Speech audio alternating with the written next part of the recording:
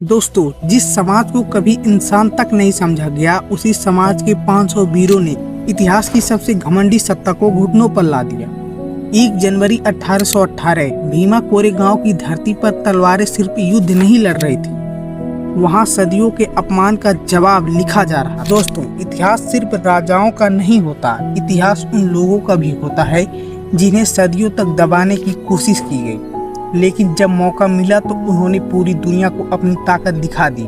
हम बात कर रहे हैं बैटल ऑफ भीमा कोरेगांव की। एक तरफ थी पेशवाओं की विशाल सेना और दूसरी तरफ थे गिने चुने सैनिक, जिनमें बड़ी संख्या महार समाज के वीरों की थी।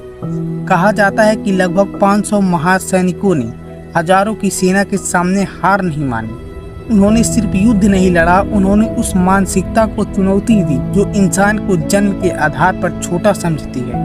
उस समय समाज में भेदभाव इतना गहरा था कि बहुजन समाज को इंसान तक नहीं समझा जाता था, लेकिन भीमा कोरेगांव की लड़ाई ने साबित कर दिया कि सम्मान तलवार से नहीं, हौसलों से जीता जाता है। यह लड़ाई सिर्फ मैदान की लड़ाई नहीं थी, यह आत्मसम्मान, बराबरी और अस्तित्व की लड़ाई थी।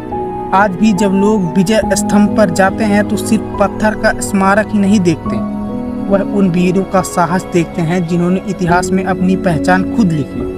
लेकिन दोस्तों, इस इतिहास को नफरत फैलाने के लिए नहीं, बल्कि समाज को जागरूक करने के लिए याद रखना चाहिए, क्योंकि हमारे बाबा साहेब डॉक्टर भीमराव अंबेडकर जी ने हमें हमेशा यही सिखाया था कि शिक्षा, संगठन और संघर्ष से ही बदलाव आता है। इसलिए कभी खुद को कमजोर मत समझना।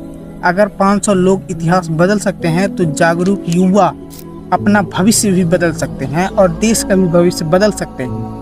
इतिहास गवाह है, जिस समाज को दबाया जाता है वही समाज जाग जाता है तो पूरी दुनिया उसकी आवाज़ सुनती है। अगर वीडियो पसंद आए तो इस वीडियो को लाइक जरूर करना, क्योंकि यह सिर्फ कहानी नहीं, यह एक आत्मसम्मान की आवाज़ है। जय भीम, जय भारत।